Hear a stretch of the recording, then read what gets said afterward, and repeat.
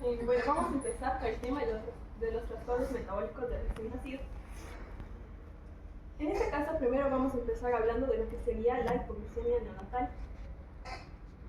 Como una pequeña introducción, sabemos que la glucosa va a ser un monosacárido que va a ser muy importante ya que va a regular muchas funciones energéticas en el cuerpo y principalmente en lo que sería el sistema nervioso central y el cerebro. Entonces vamos a repasar de manera rápida cómo es esta homeostasis de la glucosa y cómo funciona. Sabemos que cuando la glucemia está elevada por diferentes factores, van a promover que a nivel del hígado, en las células pancreáticas, en los islotes pancreáticos, se libere lo que son la hormona y la insulina. Esta va a causar que se estimule la formación de glucógeno, que sería el conjunto de la glucosa, y también estimular la absorción de este glucógeno en el torrente sanguíneo hacia dentro de la célula. Una vez que pasa esto, pues disminuye la glucemia. Y cuando los sensores de glucemia están disminuidos, pues va a promover su efecto contrario. Es decir, que va a promover la liberación de la hormona glucagón, va a causar que este glucógeno que se había compactado se degrade y se liberen los monómeros de lo que sería la glucosa. También es importante hablar un poco de lo que sería la glucogenólisis. La glucogenólisis es el proceso donde el glucógeno se degrada a glucosa para su utilización, y también la gluconeogénesis, es decir, que cuando no existen estos suministros de la glucosa, pues vamos a buscar otras nuevas fuentes por las cuales vamos a generar energía. Y entre estos, pues está la parte de los aminoácidos, las proteínas, especialmente la alanina, el lactato y también la utilización de lo que serían los triglicéridos como el glicerol. Pero cuando hay un ayuno que es muy prolongado, entonces se van a utilizar otras diferentes fuentes de energía, como serían los ácidos grasos, mediante la beta-oxidación, y esto va a causar que se formen los cuerpos cetónicos. Dicho esto, pues vamos a iniciar hablando un poco de lo que sería la hipoglicemia. La hipoglicemia va a ser el trastorno metabólico en el recién nacido más frecuente que se va a presentar. Y esto se va a caracterizar porque es la concentración de la glucosa plasmática lo suficientemente disminuida para que provoque signos y síntomas. Esto puede estar causado por diferentes causas. Por ejemplo, una disminución en la ingesta, una disminución en la liberación de la misma o un aumento del consumo. Y en un neonato es como todavía estos sistemas de metabolización de la glucosa no están maduros, entonces hay alteraciones en el mismo. Entonces, es un estado de insuficiencia de glucosa en la célula y lo que va a causar diferentes trastornos a nivel del sistema nervioso central, y es un factor de riesgo para aquellos neonatos. Entonces, hablamos que cuando hay una concentración que es menor de 25 miligramos sobre decilitro de la glucosa, se habla de una hipoglucemia en recién nacidos pero de bajo peso. Cuando hablamos de una concentración que es menor de 30 miligramos de decilitro de glucosa, hablamos de una hipoglucemia en los recién nacidos enteros.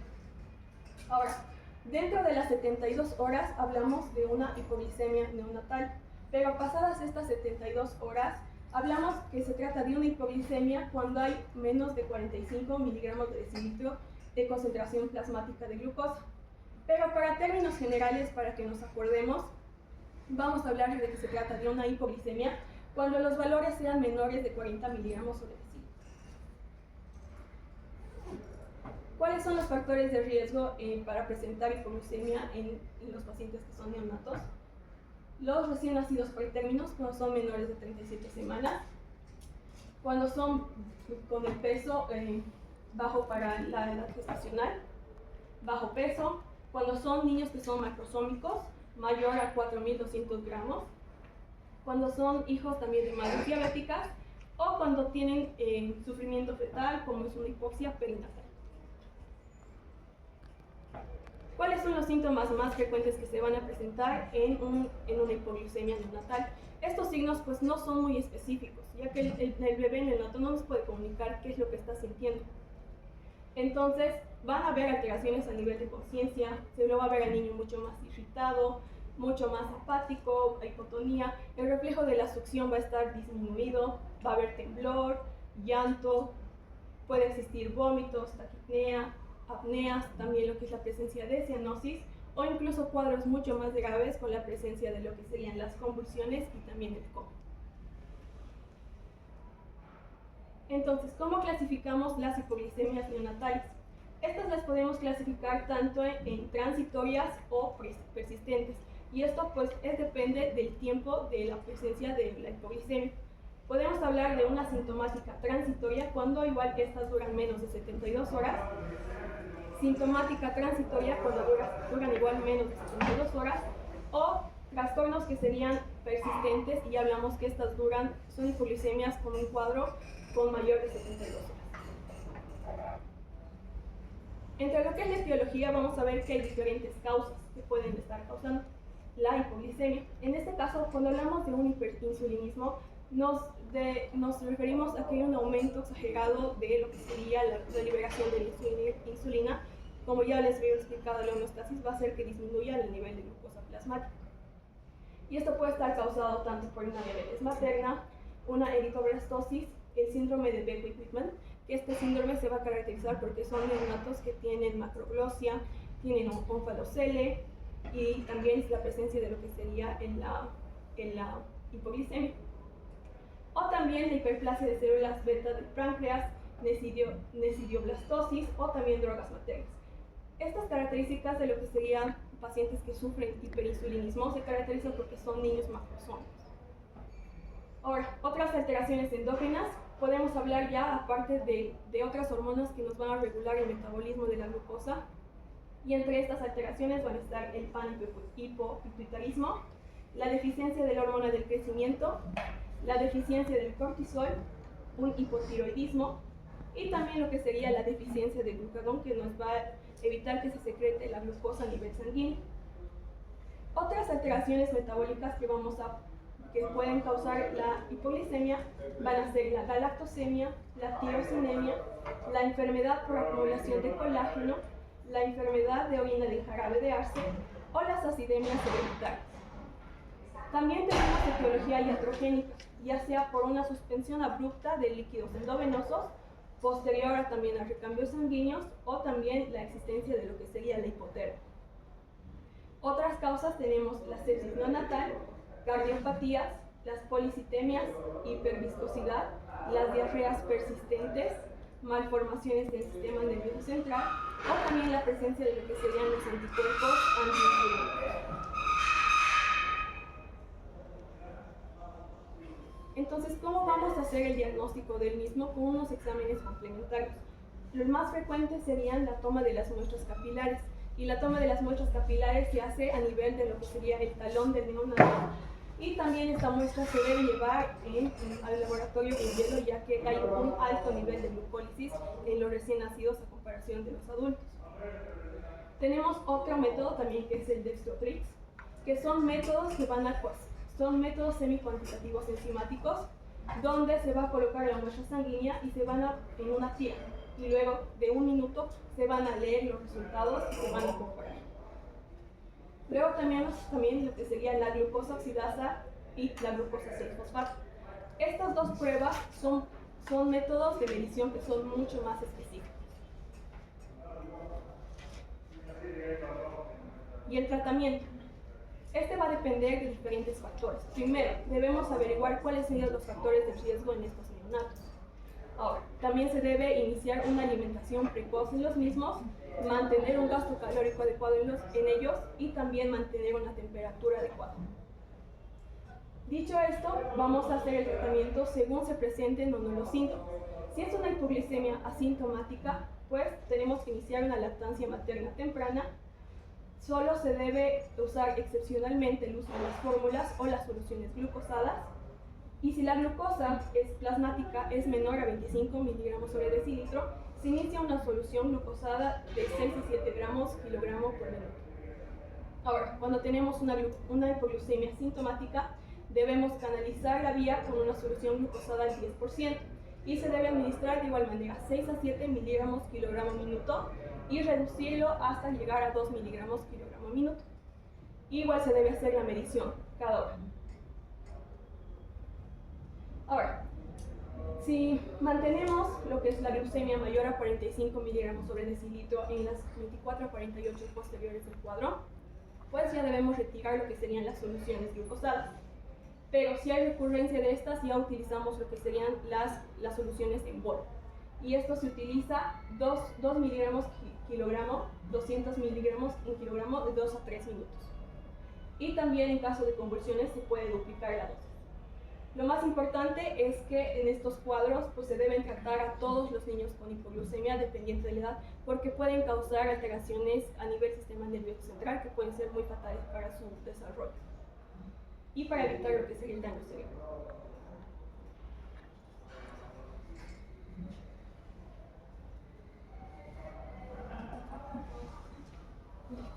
Continuando con el tema, hablando de la hipoglucemia neonatal, esta se da en los primeros días de vida del recién nacido, con los niveles glicémicos que vamos a tener en el recién nacido a término menores a 8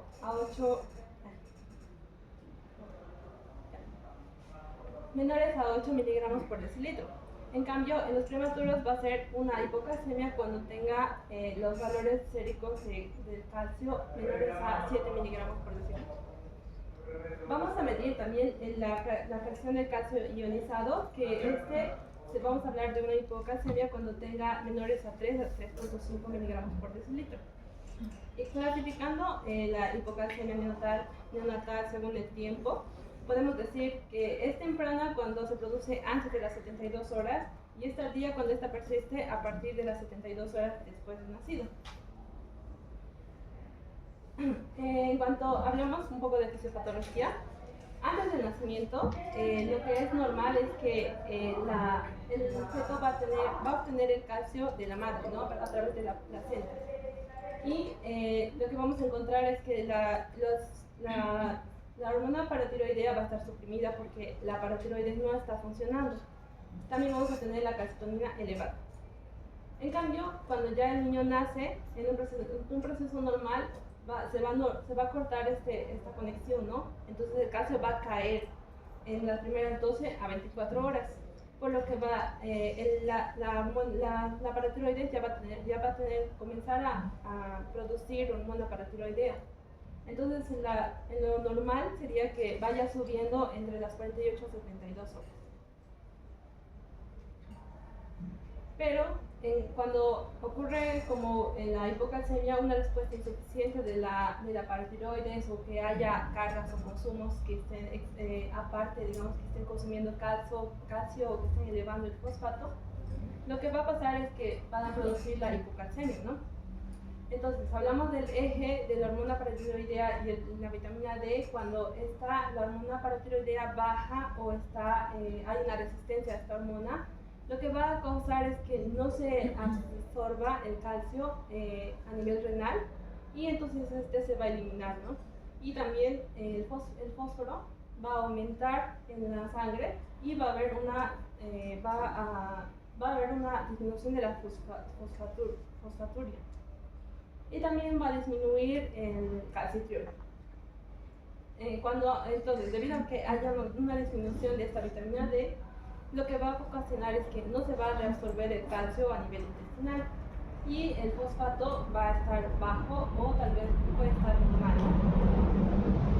Cuando el recién nacido es prematuro, el riñón no está bien desarrollado, entonces no hay una buena reabsorción, no hay un buen funcionamiento de los riñones a nivel de los túbulos rectos ascendentes y también del túbulo contorneado distal, que están maduros, no van a absorber el calcio, entonces va a haber una pérdida de calcio. Y también va a haber menor capacidad de explotar el fosfato, entonces va a haber una hiperfosfatemia. También a nivel del hueso, la calcitonina va a permanecer alta y la hormona paratiroidea es baja y ineficaz, va a disminuir la movilización ósea del calcio. Y el magnesio, que es importante en esta patología, debido a que una hipomagnesemia disminuye la hormona paratiroidea y también causa una resistencia a esta hormona. Por lo que es importante que antes de corregir el calcio tenemos que corregir el magnesio. Bien, acá tenemos un cuadrito que nos explica sobre si el proceso de la hormona paratiroidea, si es que esta está disminuida, tenemos que ir a ver el magnesio. Si el magnesio está disminuido, vamos a hablar de una hipomagnesemia, que la hipocalcemia va a ser causada por esto, ¿no? Pero si el magnesio está normal, vamos a hablar de una hipoparatiroidismo. Cuando la hormona paratiroidea está normal, el calcio aumenta en la orina y entonces vamos a hablar de una hipocalcemia que es hipercalciúrica, que es familiar, ¿no? Y bueno, cuando la hormona paratiroidea está elevada, vamos a ver el fósforo. Si el fósforo está elevado, vamos a ver a los riñones si es que están funcionando bien. Entonces vemos la creatinina. Si la creatinina está normal, vamos a hablar de un pseudo hipoparatiroidismo. Y si la creatinina está elevada, entonces ahí hablamos de una nefropatía. En cambio, el fósforo, si está disminuido, vamos a ver el calcitriol. Si el calcitriol está disminuido, vamos a hablar de un raquitismo carencial o de enfermedades que son ya hereditarias. También vemos si el calcitriol está normal, vamos a hablar de, bueno, si está disminuido, vamos a hablar de un raquitismo, una vitamina D sensible tipo 1 o una mutación, ¿no? Y si este está elevado, vamos a hablar de un raquitismo, otra mutación también que es. Bien. En cuanto podemos clasificarla también según las causas. Una hipocalcemia temprana puede ser causada por la prematuridad, asfixia perinatal, un neonato de una madre que es diabética, un neonato también de una madre que es epiléptica, un recambio sanguíneo con sangre citrada o también por alcalosis. Bien, también tenemos la hipocalcemia tardía, que esta es causada a partir de las 72 horas, como dijimos, y esta se puede dar por la ingesta de fórmulas artificiales, por la mala absorción intestinal, por un hipoparatiroidismo, por la alimentación parenteral, también por una insuficiencia hepática, raquitismo o una hipomagnesemia. En cuanto a las manifestaciones clínicas, bueno, hablamos del calcio, entonces va a presentar temblores, letargia, hipotonía, espasmos, puede tener la succión débil, todo lo que tenga que ver con los movimientos musculares, también puede tener apnea, va a tener llanto agudo y también puede rechazar los alimentos. También hay signos importantes como el signo de Chopstead, que consiste en el temblor del músculo massetero, y el signo de Treseau o el espasmo del carpo, que se contrae al momento de la constricción de la parte superior del brazo. Bien, hablando de grupos de riesgo, vamos a hablar de lo que son los niños prematuros, los hijos de madres diabéticas o de madres epilépticas, madres que tengan hipotiroidismo, que la hipoxia neonatal, los neonatos que necesitan requerimiento de extra transfusión con la sangre citrada, también neonatos que reciben bicarbonato de sodio o que se alimentan con leche con fórmula, que tengan hiperparatiroidismo o una hipomagnesemia, y también que haya recibido fenobarbital, furosemida o fenildoína. En cuanto a las complicaciones, las más frecuentes va a ser el paro cardíaco, raquitismo o una enfermedad osteopénica del prematuro. En cuanto a exámenes complementarios, necesitamos determinar el calcio sérico y en lo posible el calcio ionizado, porque este nos va a dar el calcio activo que está en la sangre, ¿no? En cuanto también tenemos que ver la hipomagnesemia, si es que el paciente tiene hipomagnesemia, tenemos que valorar el magnesio sérico y también un electrocardiograma que nos va a demostrar cambios como un aumento del intervalo QT y también arritmias. Para el diagnóstico diferencial tenemos varias patologías que tienen casi la misma sintomatología. Tenemos la hiponatremia o la hipernatremia, la hipoglicemia, la hipomagnesemia, la sepsis, la meningitis, la deficiencia o dependencia de la piridoxina, también el síndrome de abstinencia neonatal. Bien, para el tratamiento tenemos que ver si esta hipocalcemia es asintomática. Vamos a usar el bicarbonato de calcio al 10% por vía oral a 200 a 300 miligramos por gramo día. Pero si la hipocalcemia es sintomática, usamos el bicarbonato de calcio al 10% vía endovenosa diluida en agua destilada a dosis de 1 a 2 mililitros por kilogramo, lentamente entre 10 a 15 minutos. Esto en dosis única y cada 6 a 8 horas, según la evolución que tenga el paciente. Tenemos que ir evaluando su frecuencia cardíaca y evitar las arritmias. Se debe identificar también a los niños que tengan alto riesgo, y también es importante la lactancia materna exclusiva antes de los 6 meses. Bien, el magnesio es importante en una hipocalcemia que es persistente o que no está respondiendo bien al tratamiento. Vamos a usar el magnesio al 20% a 0.2 miliequivalentes dosis por vía endovenosa o intramuscular cada 6 horas. Bien, hablamos de la hipercalcemia ahora, que la hipercalcemia vamos a hablar cuando esta es mayor a 11 miligramos por decilitro en el calcio sérico, pero en un calcio ionizado es superior a 5.8 miligramos por decilitro.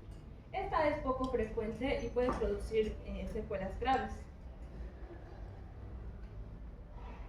En las manifestaciones clínicas, el paciente se puede presentar con dificultad respiratoria, puede tener hipotonía, taquipnea, irritabilidad, deshidratación o hasta convulsiones, ¿no?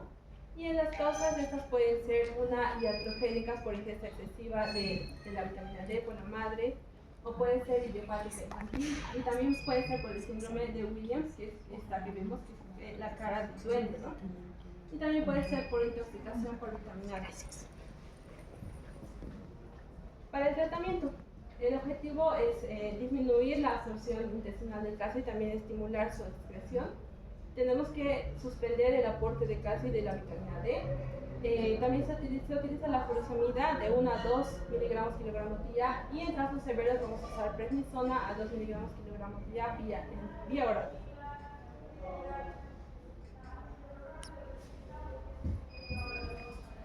Bueno, ya para ir concluyendo, vamos a terminar de hablar un trastorno más, que va a ser la hipo y la hipermagnesemia neonatal. Entonces, primero, para tener un recuerdo rápido sobre el metabolismo del magnesio, recordemos que la concentración plasmática normal del magnesio va a ser 1.7 a 2.9 miligramos por decilitro. El magnesio además se va a caracterizar por ser el cuarto catión más común del cuerpo y el tercer catión intracelular más frecuente. Las reservas principales se van a encontrar a nivel de hueso, siendo que aquí se encuentran entre un 50 y un 60%, y solamente un 1% va a ser intracelular. También hay que recalcar que las concentraciones de magnesio a nivel celular va a depender de cuánto metabolismo o cuánto trabajo vayan a realizar esas células. Es así que en células como los hepatocitos y en las células musculares, el contenido de magnesio va a ser mayor que en comparación a otras células. En cuanto a la ingesta y a la excreción, ¿qué tenemos que hacer? Primero, la ingesta va a ser de forma no nutricional. En la dieta se va a consumir entre 250 y 300 miligramos al día. Esta ingesta básicamente se encuentra a partir de varios alimentos, en los cuales podemos destacar la presencia de cereales, verduras y también carnes rojas, pero además también se encuentra en la leche materna y en la leche en fórmula. En cuanto a su excreción, es importante mencionar que como la absorción solamente va a ser de la mitad de la cantidad de consumo diario, entonces la otra mitad se va a excretar por vía renal.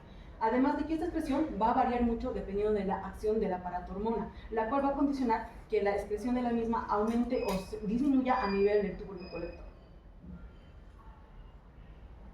Entonces, ¿qué tenemos que tener en cuenta sobre la hipomagnesemia? Primero, va a ser un trastorno metabólico poco frecuente en el recién nacido, pero igualmente es importante. Generalmente se va a ir acompañado de la hipocalcemia o va a ser secundaria a esta. Además va a requerir un alto grado de sospecha diagnóstica para poder encontrarlo. En cuanto a la etiología, hay que tener en cuenta que principalmente va a estar relacionado con una deficiencia en su traspaso por la placenta. También puede estar relacionado con otros trastornos como el hipoparatiroidismo, la hiperfosfatidemia. También se asocia con pérdidas renales severas, al igual que trastornos gastrointestinales, de los cuales el más importante va a ser la diarrea. También, si hay una mala absorción de alimentos, entonces también va a verse comprometido el magnesio. También va a aparecer en caso de consumo o uso de algunos medicamentos como la furosemida, la amiodarona. La furosemida sobre todo porque a nivel renal, como va a trabajar a nivel de ASA, va a condicionar que haya una excreción aumentada de magnesio por orina. En cuanto a las manifestaciones clínicas, hay que tener en cuenta que como este trastorno va a ir acompañado de una hipocalcemia, entonces las manifestaciones van a ser similares, si no idénticas, a las que aparecen en la hipocalcemia. ¿Qué hay que tener en cuenta? Entonces, que van a ir acompañadas de las mismas características, no se van a, va a ser difícil distinguirlas, están en uno de los motivos por los cuales el diagnóstico es complicado. Se va a acompañar de todos los signos y van a aparecer generalmente cuando los valores de magnesio se encuentren por debajo de 1.5 miligramos sobre decilitro. Y van a ser muy evidentes, es decir, van a aparecer los temblores, van a estar los signos que ya hemos visto anteriormente en la hipocalcemia, cuando este valor esté por debajo, cuando su cantidad en plasma esté por debajo del 1.2 miligramos sobre decilitro. En cuanto al tratamiento, básicamente va a consistir en la administración de soluciones de magnesio al 20%. ¿Cómo se va a administrar estas? En una dosis de 0.1 a 0.5 mililitros por kilo de peso al día en 3 a 4 dosis. Y finalmente, la hipermagnesemia. La hipermagnesemia básicamente va a ser lo contrario que estamos viendo sobre la hipomagnesemia, y también va a estar muy relacionada con la hipercalcemia. También va a ser un trastorno metabólico poco frecuente en el recién nacido. Generalmente va a estar relacionado con un aporte excesivo, un consumo excesivo de magnesio, y también requiere un alto grado de sospecha. ¿Cuál va a ser la etiología? La principal y la más importante es que va a aparecer en recién nacidos cuyas madres recibieron tratamiento con sulfato de magnesio por eclampsia. Así que vamos a estar hablando de una hipermagnesemia materna. También se puede dar por el consumo de laxantes que contienen magnesio y el uso de antiácidos cuando estos se administran a los recién nacidos. Hay que tener en cuenta que uno de los motivos por el cual se va a producir una hipermagnesemia en los recién nacidos va a ser sobre todo porque el filtrado glomerular va a ser reducido en estas etapas de la vida. En cuanto a las manifestaciones clínicas, pues van a estar igualmente relacionadas con las que aparecen en una hipercalcemia, y justamente van a aparecer cuando los niveles de calcio estén también elevados por arriba de los 5 miligramos por decilitro. En cuanto a las presentaciones que va a mostrar, pues vamos a tener, puede presentarse con arritmia, puede haber una hipoventilación, una hipotensión arterial, también letargia, flacidez, hiporreflexia, que va a ser lo que vamos a encontrar. Ahora, ¿cuál va a ser el tratamiento y el manejo? Como está aumentado el nivel plasmático, entonces el objetivo es que se disuelva. Entonces, principalmente fluidoterapia, hidratar bien al paciente para facilitar justamente la eliminación de los mismos. Ahora, como decíamos en la anterior patología, si la furosemida lo que hace es aumentarnos la excreción de magnesio, entonces en una hipermagnesemia lo que vamos a hacer es aplicar furosemida justamente para aumentar su eliminación. También hay que tener en cuenta que en casos graves se puede realizar incluso una exsanguinotransfusión, y en algunos casos también se puede recurrir a la hemodiálisis. Y eso es todo sobre los trastornos metabólicos en relaciones.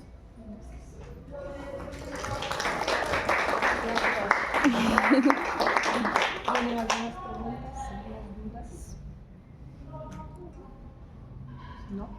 Entonces, como lo dije al inicio, es importante determinar estas alteraciones, estas manifestaciones en los recién nacidos para evitar su riesgo de muerte. Como han visto ustedes, las manifestaciones clínicas en todos son casi similares, ¿verdad? Pero existen algunos signos que diferencian el uno del otro, ¿sí? En la hipercalcemia, por ejemplo, el signo de chorrosteo, ¿no? Ustedes golpean aquí en el macetero y el macetero tiembla. El signo de Trousseau, ustedes hacen y el paciente hace. Y bueno, lo que hay que hacer es aplicar en la hipoglucemia, hay que darles glucosa. En la hipercalcemia,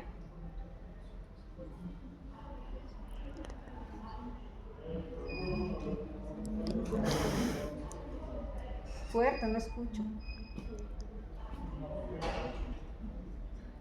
A ver aquí para que quede claro. Repitales. Gluconato de calcio. ¿Sí? Vamos a administrar gluconato de calcio. Si esto es persistente, vamos a buscar asociar con darles magnesio más, ¿no? Para poder equilibrar. Y así vamos a ir determinando las causas de esas alteraciones metabólicas. Que lo que hay que evitar es que los niños convulsionen y les cause grave daño cerebral. Una vez, sobre todo con la hipoglicemia. Si la hipoglicemia ha causado un daño cerebral grave, esto es irreversible. Esto es irreversible. Nosotros ya no vamos a poder revertir el daño cerebral y los niños van a quedar con retardo mental, ¿sí? Entonces, si no hay más preguntas, no hay Les vamos a desear éxito en el examen, ¿sí? El día lunes. Muchas gracias por su asistencia.